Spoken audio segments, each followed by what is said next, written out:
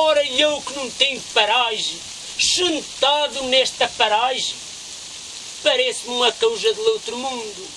Parar um segundo ou uma eternidade. Aguardar por algo que me lhe prende. Pois já que nada me vem a buscar, vou eu soluito. Ou eu soluito que esparvar a língua e a cultura mirandesa.